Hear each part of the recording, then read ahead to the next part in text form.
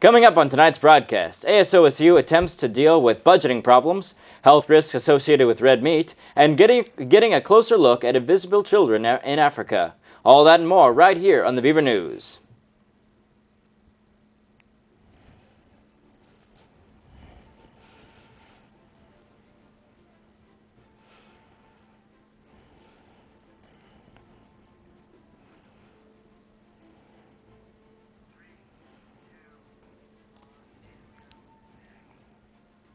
Good evening and welcome to your Tuesday night edition of the Beaver News. We're glad to have you with us. I'm Mary Johnson.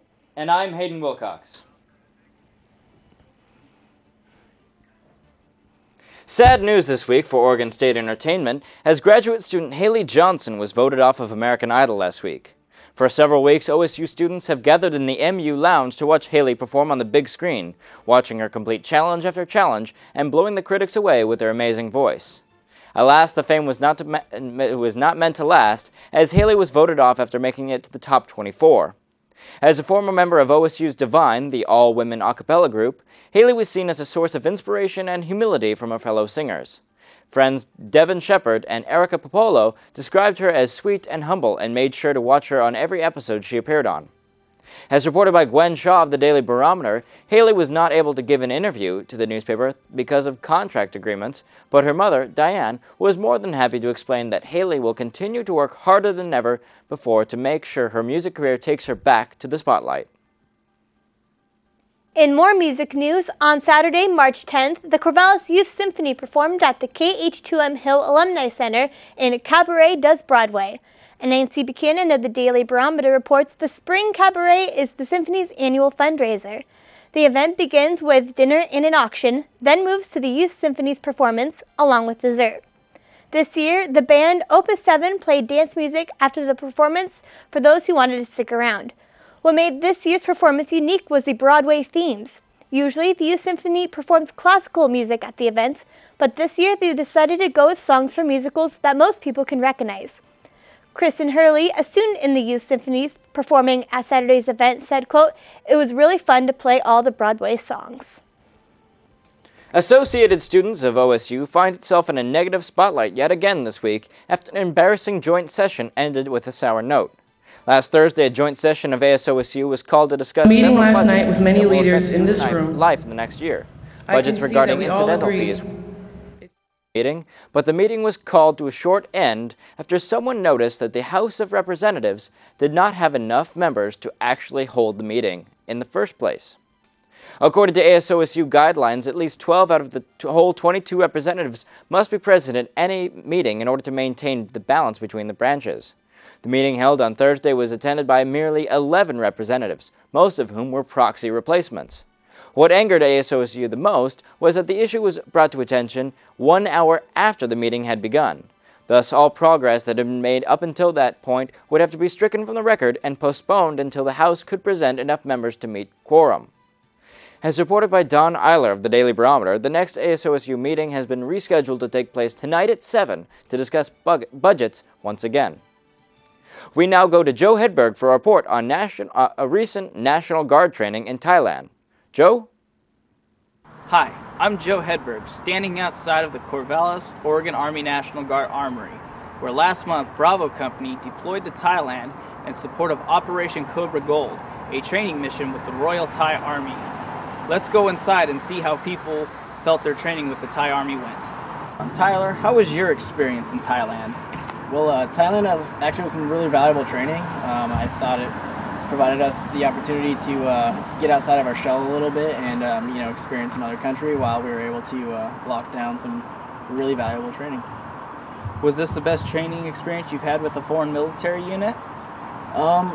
Yeah, no, definitely it's been my first training experience with a foreign military unit. The Thai Army, they were pretty professional, they were eager to learn, and we had a lot of information to teach them, so I thought it went really, really well. Will this training benefit you for future operations? Yeah, definitely. Anything happens around the world, and we've already trained with the Thai Army. I think we're on the same sheet of music now, and we would be good to go to train with them again and just redeploy if we had to another area of the world or maybe like Southeast Asia. Good, thank you, Sergeant. I'm here with Staff Sergeant Bricker. Staff Sergeant, what was your training like overseas in Thailand with the Royal Thai Army?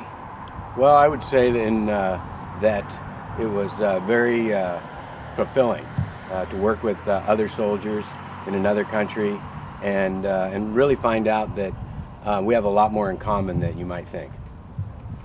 Also, the training was very challenging. The weather, 100% humidity, over 100 degrees. I think it was a good training exercise to really let the soldiers know what working in adverse environments are really like. Thank you, Sergeant. Sergeant First Class Nicholas, what was your overall experience in Thailand like with the Royal Thai Army?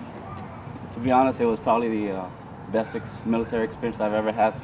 It gave us good training, both on the the Thai side and the U.S. side. And so yeah, it was one of the best experiences I've ever had. And what was the best part of the training experience for you? Being able to say I can go back and go out in Thailand with some friends there that I built some good relationship with. That I took home with my heart and look forward to going back there and meeting them again. That was the best part. Thank you, Sergeant. You're welcome, anytime. And there you have it, a beneficial training experience for most. This is Joe Hedberg with KBVR. Back to you in the studio. Thanks, Joe. An Oregon State University scientist is part of a team to become the first to investigate the scale of damage in Fukushima, Japan, after it was hit by a tsunami last March. James Shreve of the Daily Barometer reports that no one has been allowed within a 20-mile radius of the city for the last 11 months due to radiation coming from the damaged power plant. The team was composed of 3 scientists, including Harry Yee, a civil engineer from Oregon State, 2 civil engineers from the Fukushima Prefecture, and 2 employees from the local construction company to help guide them through the area. The team conducted their analysis on February 6th and 7th. Over time, the city had become marshy, and much of the debris still remained. There was no way of knowing which of the roads were inaccessible or which buildings were still standing. The government has said that the plant is now stable, although it will take decades to decontaminate the area. It is not known when the residents of Fukushima, Japan will be able to move back in, or when the city itself will be completely rebuilt. We are now heading to our first short break, but don't go anywhere because when we come back, we have a weather update and you look at the news around the nation. Stay tuned. Welcome back to Beaver News right here on KBVR. A new discovery by scientists here at Oregon State University has provided us with yet another puzzle piece in the process of understanding methane circulation in the ocean. While on location in Costa Rica, scientists discovered how tiny microorganisms called archaea fit into the food web and subsequent ecosystem. Archaea, described as by lead author Andrew Thurber, were thought to be essentially useless creatures since their discovery in 1977. However, as reported by the university, this new study proves that these little things actually have a purpose. The study goes on to describe not only how these tiny organisms consume methane in the water, thus perpetuating the methane cycle, but also how they fit into the food web. Thurber went on to describe that specifically the importance of these archaea is that they were being consumed by small rockworms. The abundance of these archaea and the fact that they can be eaten is why they are now being considered as one of the 3 domains of life. The other current members of this category include bacteria, plants, and animals. Thurber is excited to think that this could be the doorway to a lot more research.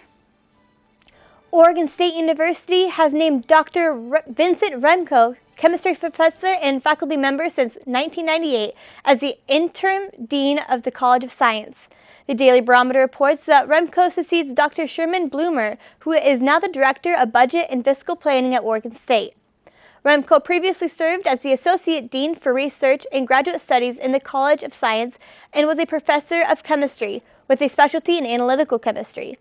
A national search for a full-time dean is now taking place, and according to Dr. Remco, a committee is now being constituted. Despite his promotion to the dean's office, Dr. Remco will continue teaching. He will teach a class next term for graduate students in analytical chemistry. The diet for an average American has several things inherently wrong with it. Along with overconsumption, too much fat, and way too much salt, Americans are known for eating a lot of meat. But if the average American is going to eat like that, then they may want to pay attention to this. A recent study has shown that consuming too much red meat over a weekly basis during your lifetime can actually shorten your lifespan. CNN reports that red meats high in saturated fats like steak, ground beef, and several types of fish can actually raise your chances of dying earlier by up to 20%. In the study, participants were given a portion of red meat per day over a 28-year period. What scientists found was that 20% of their 121,000 participants died during the course of the study. In regards to the results, scientists suggested that people should try to replace red meats in their diet and restrict consumption to only 3 servings per week. Some of the more deadly meats that increased the risk of death included processed meats like hot dogs, salami, and yes, even bacon. Scientists like lead author of the study, Ann Pan, suggested that people should replace red meats with fish, poultry, and nuts as alternative sources of protein, which can actually decrease your probability of an early death by 7 to 13%. A school bus wreck killed a young child on the bus and the bus driver Monday in Indianapolis. CNN reports that 10 other children were injured, including 2 critically. The girl killed in the wreck was estimated to be 5 or 6 years old. The wreck happened just before 8 a.m. on Emerson Avenue in southeastern Indianapolis. An investigation into the cause of the accident is underway. Witnesses say they saw nothing unusual before the bus hit an abutment beneath a concrete overpass. Officials are waiting for a coroner's report to determine if the driver had a medical condition that would have contributed to the wreck. We now go to Joe Hedberg for a look at your local weather.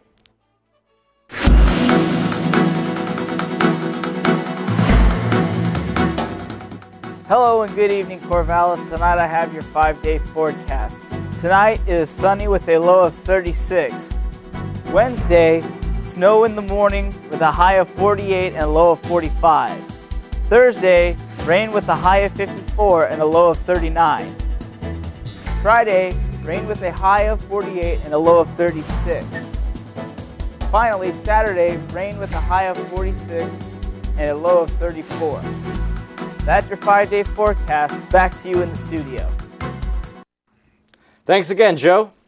Here in Corvallis, many of us are affected by the recent heavy rainfall. It's hard to get to class without becoming completely soaked, but a new storm to hit the southwest makes this weather look like a light drizzle by comparison.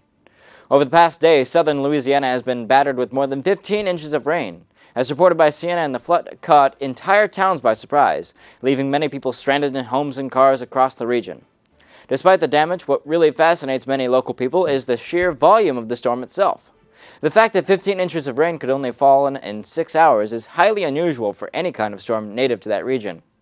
Rescue teams were sent to the area after initial part of the storm, riding in on dump trucks, tractors, and even airboats in order to help rescue survivors. An official state emergency was announced for the St. Landry Parish, as authorities predict that more than 2,000 individuals to be trapped in the area. Local authorities have closed down more than 20 major roads due to excessive flooding and damage. Well, it's now time for our final break of the evening, but when we return, we'll have a look at more of their national and international stories in just a minute. Welcome back to the Beaver News, live on Channel 26. International agencies have begun discussing issues regarding the building chaos in Syria. The United Nations Security Council was called this week to discuss whether or not ground forces should be sent to intervene with Syrian forces acting out against their own people. A group of militant defectors previously loyal to President Bashar al-Assad presented their case to the UN Council in an effort to gather help to free oppressed civilians. Previous courses of action by the Security Council have been vetoed by major countries such as Russia and China, who warn against rushing into things. Other countries like the United States and Britain are actively fighting for the reality of sending in ground troops to overthrow the corrupt regime of al-Assad. As reported by CNN, during the course of this atrocity, more than 9,000 individuals have been killed in the past year alone in Syria, most of them having been innocent women and children. Witnesses have described several incidents where Syrian soldiers would systematically torture children before shooting them or setting them on fire. As of now, the entire country is under strict media laws and has initiated a no-fly zone over national airspace. Invisible Children, which produced a hugely popular half-hour documentary about notorious African warlord Joseph Kony, released a new video Monday to try to address criticism about the nonprofit organization and its approach and its goals. The video, Kony 2012, has been viewed more than 74 million times on YouTube by Monday. Invisible Children, which is based in San Diego, said it hopes the film and other efforts will make Kony a household name and drum up international support to halt killings, rapes, abuses, and abductions committed by the group Lord's Resistance Army, or LRA, in Central Africa. The 30-minute video became a sensation thanks to thousands of posts on Facebook and Twitter. But in dramatically including Kony to many for the first time, video also squared the flurry of questions about Invisible Children's intentions, its transparency, and whether the social media frenzy was too little, too late. Uganda government spokesman Fred Opol was more than cynical, saying Invisible Children's campaign portrayed Africa as a dark and incessantly troubled continent. In the video released Monday, Kesey said he understood why people might challenge Invisible Children's model and strategy. At the same time, he vowed that the group plans to answer questions in the next coming days. The government of Turkey has gotten international attention this week as it has allowed for the release of 4 incarcerated reporters. The 4 reporters, employees at local news stations, were imprisoned over a year ago in suspicion of being part of an ultranationalist group with Islamic origins aimed at overthrowing the current government. The defendants have denied such allegations. This legal action, releasing prisoners, is rare for Turkey as it is known to have the highest number of imprisoned members of the media. Anyone from official news persons to amateur filmmakers have come under suspicion of the government, as is evidenced by the fact that Turkey has more than 100 imprisoned members of the press, more than any other government in the world. As reported by CNN, upon the release of the men, crowds gathered outside the courthouse chanting phrases such as, "Free press cannot be silenced," an effort to vocalize the criticism of the government's actions.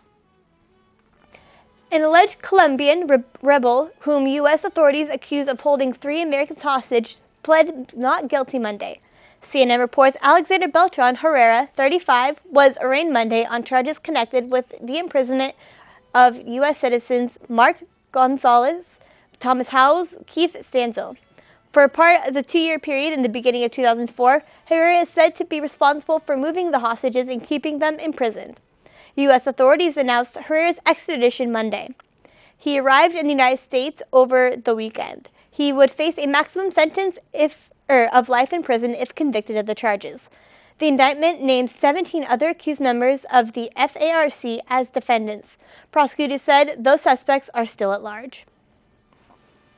In an effort to better protect its citizens, Israel has installed and implemented an advanced anti-missile defense system to counter rocket attacks from nearby hostile areas. The system, known as the Iron Dome, is a missile-to-missile defense system that locks and targets incoming rockets, blasting them out of the sky with portable missile launchers.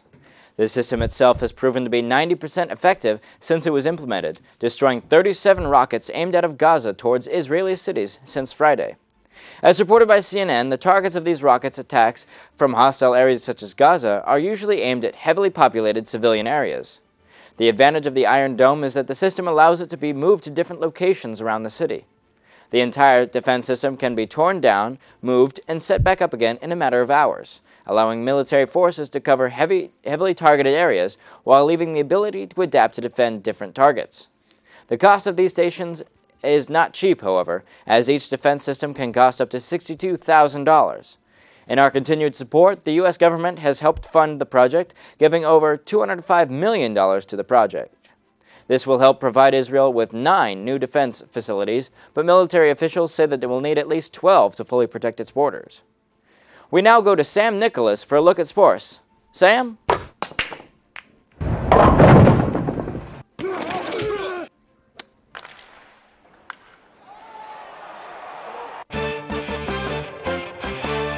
Thanks, Hayden.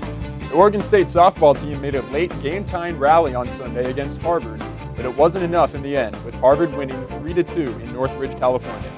Senior Aaron Guzzi hit a 2-run home run with 2 outs in the 6th inning to even the game at 2 apiece.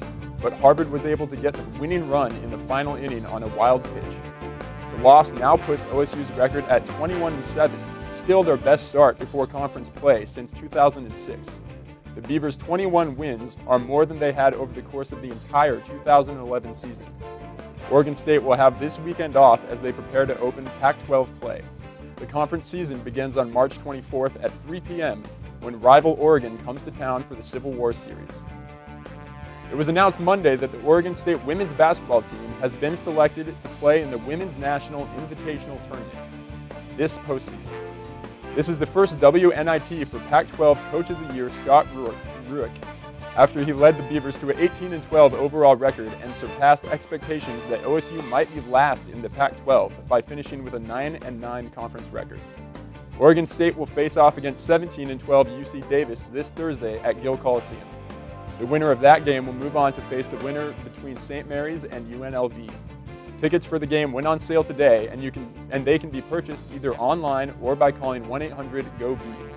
For more information on the WNIT or to see the full tournament bracket, visit www.womensnit.com. Oregon State Wrestling is sending 8 student athletes to St. Louis this week to compete in the NCAA championships Thursday through Saturday. Senior Clayton Jack leads the squad with a 3-seed in the heavyweight class in what will be his 4th NCAA appearance. Junior Mike Mangrum is making his 3rd NCAA appearance and is seeded 4th in the 141-pound class. Senior Garrett Drucker and redshirt sophomores Scott Sakaguchi and RJ Penna all returned to the national tournament after one previous appearance, while it will be the first time for junior Ty Vinson and redshirt freshmen Pat Rollins and Taylor Meeks. The team also sent 8 competitors last year, and the team's 16 national bids over the past 2 seasons are the most by Oregon State since the 1977 and 1978 seasons. The Beavers will expect big things at the tournament after winning their 3rd league title under head coach Jim Zaleski at the Pac-12 Championships 2 weeks ago. And now we'll look at professional sports. The Portland Timbers opened their 2nd MLS season on Monday with a 3-1 win over the Philadelphia Union in a nationally televised match at Geldwin Field in Portland. The match was a cold, windy, rainy affair, but that didn't stop the sellout crowd of 20,438 fans from chanting and cheering for the full 90 minutes. After a scoreless first half, the Union struck first in the 51st minute when midfielder Gabriel Gomez struck a free kick that skipped through the crowded penalty box and into the net.